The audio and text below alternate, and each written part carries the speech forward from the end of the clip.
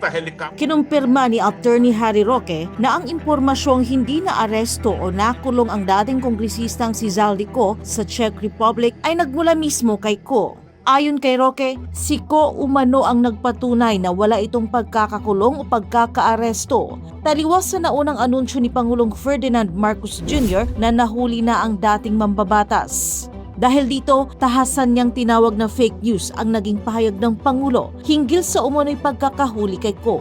Ang kumpirmasyon po na hindi siya nakakulong ay nanggaling mismo kay Zaldico. Sa kauna-unang pagkakataon, yan po ay galing mismo kay Zaldico. Hindi po siya nakulong, hindi siya nakakulong. Kaya nga, buong buo ko sinasabi, nagpapakalat ng fake news ang presidente. May sagot naman dito ang palasyo. Ayon kay Presidential Communications Undersecretary Claire Castro sa Palace briefing nitong Martes, nagsalita na ang Pangulo at maging ang Justice Secretary. Kaya't hindi na umano dapat pang pagdudahan ang opisyal na bersyon ng pamahalaan. Banat pa niya kay Roque, ang Pangulo po ay nagsalita na. Si Secretary Vida ay nagsalita na rin. So bakit po ba natin paniniwalaan ng isang fake news peddler? sa usapin ng umano'y pagkalat ng maling impormasyon. Sinabi ng palasyo na hindi na kailangan ng direktang utos mula sa Pangulo upang magsagawa ng investigasyon. Muli, hindi kailangan mag-utos ng Pangulo sa NBI, sa PNP, o sa anumang investigating bodies patungkol sa fake news. Kapag nakita po nila at alam nila na fake news ang pinapakalat, kailangan lamang po itong imbestigahan. Sa kabila ng sunod-sunod na tanong ng media hinggil sa eksaktong estado ni Ko, kung siya ba ay ikinukonsiderang na aresto, nakadetene o nasa saang kustodiya siya ngayon, ay tumanggi si Castro na magbigay ng detalye. Anya, ang Department of Justice ang may otoridad na magsalita sa usapin. Hindi rin kinumpirma ng palasyo kung may inilabas ng red notice ang Interpol laban kay Ko at muling itinuro ang DOJ bilang pangunahing source ng impormasyon. Ipinaliwanag din ni Castro kung bakit wala pang nailalabas na larawan o video kaugnay sa umunoy pagkakaaresto o pagkakadetene kay Ko sa Czech Republic. Kasi mayroon pong ibang country na involved. So maingat po ang gobyerno sa pagbibigay ng anumang anunsyo. Hayaan na lamang po natin na magtrabaho ang ating gobyerno at muli si Secretary Vida po ang maaaring sumagot sa iba pang mga katanungan. Sinagot din ng palasyo ang naging pahayag ni Batangas Representative Leandro Leviste na nagsabing hindi umano dapat ang Pangulo ang nagbibigay ng ulat kaugnay sa kaso ni Zaldico. Ito ay sa gitna ng aligasyon ni Ko na si Marcos Jr. umano ang mastermind sa sinasabing flood control scam. Kinwestiyon ni Leviste kung paano paniniwalaan ang proseso kung ang itinuturong akusado ang siyang nagpapaaresto sa nag-aakusa. Ang pahayag na ito ng mambabatas ay pinalagan ng Malacanang. Sino po ang pinangangalanan niyang akusado? The President, I believe. Kailan po ba naging akusado ang Pangulo? Hindi po ba kayo dapat na nagtatanong sa kanya kung kailan ba naging akusado ang Pangulo? Samantala, nagpahayag ng suporta si Senator J.V. Ejercito sa paninindigan ng pamahalaan na maibalik sa bansa si Zaldico upang humarap sa mga aligasyon kaugnay ng umano'y malawakang anomalya sa flood control projects. Ayon kay Ejercito, mahalagang maiuwi si Ko at all costs upang maibunyag ang sinasabing isa sa pinakamalaking corruption scandal sa kasaysayan. Ngunit iginiit niyang malaking hamon ang matiyak ang kaligtasan nito sa pagbabalik sa Pilipinas dahil maaring may mga grupong ayaw siyang makapagsalita. Kaugnay ng pahayag ni Ejercito, sinabi ng palasyo na handa ang gobyerno na tiyakin ang kaligtasan ng sinumang Pilipino. Gayunpaman, binigyang diin ni Castro na kailangang patunayan muna kung may aktwal na banta. Pero dapat tignan muna po natin saan nanggagaling yung sinasabing death threats. Meron na po bang naipakita? Meron na po bang na-blatter o whatever? So tingin ko dapat doon muna kasi there's no basis. Diba? There will be lacking of basis if you cannot prove that death threats against Zaldico.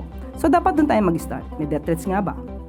Sa huli, nagbigay muli ng garantiya ang palasyo na magbibigay ang pamahalaan ng kinakailangang proteksyon kay Ko, kasabay ng patuloy na koordinasyon ng mga ahensya upang maibalik siya sa Pilipinas alinsunod sa batas.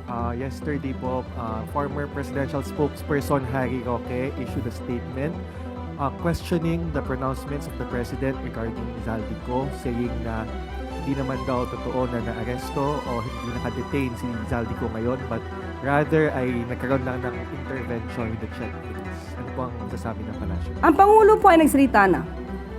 Si Secretary Vida ay nagsalita na rin. So bakit po ba natin paniniwalaan ang isang fake news peddler?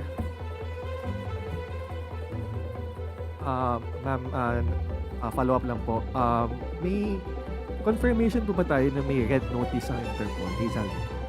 Mas mabibigyan po yan ng katugunan ni SOJ Vida. Thank you, ma'am. Sunod na tanong mula kay Maricel Alili, TV5. Magandang hapon po, Yusek. Yusek, may we have more details about Zaldico? Saan po siya nakasakay nung mahuli siya ng Czech Republic? Sino yung sinasabing isang lalaki na kasama niya? Was it a random check?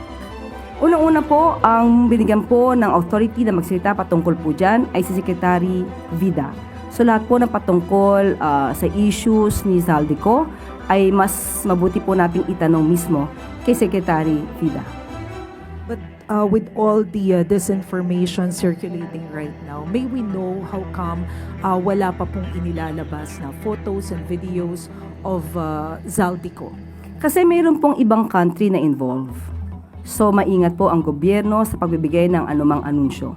Hayaan na lamang po natin na magtrabaho ang ating gobyerno at muli si Secretary Vida po ang maaaring sumagot sa iba pang mga katanungan. Last na lang, Yusek. Pero as we speak, ano po yung status ni Zaldico? Considered ba siya na arrested? Naka-detain po ba siya? Nasaan po siya ngayon? Ulitin ko lamang po, hindi po ako ang authority para magsalita patungkol po sa estado ni Zaldico. Mas mainam po na maitanong po ito kay Secretary Vida. Thank you, Yusek. Related question mula kay Ivan Mayrina, GMA. Yusek, we were told that Secretary Vida was summoned to the palace earlier today. Would you be privy as to what instructions the President gave Secretary Vida? Hindi po tayo nakasama sa meeting nila. Ang napasama lamang po tayo ay ang patungkol sa uplift committee meeting. But what do you know about the President's instructions for the government agencies to work together to bring former Congressman Zaldico back to the Philippines? Muli, hindi po tayo privy sa anumang kanilang pag-uusap at meeting, pero in general po, ang Pangulo po ay nag-uutos kung ano ang nararapat at kung ano ang sinasaad ng batas. Sunod na tanong mula kay Ivy Reyes, Leonardo. Hi, Yusek. Can we have Palace's reaction to Batangas Representative Leandro de Vista's statement on Zaldico pa rin po na hindi raw po dapat si Presidente ang nagre-report dahil Zaldico accused the President of being involved in the anomaly, and I quote, paano paniniwalaan ang proseso kung ang akusado ang may kustodiya sa testigo? Kung ang akusado ang may... Kustodiya po. Sino po ang pinangangalanan niyang akusado?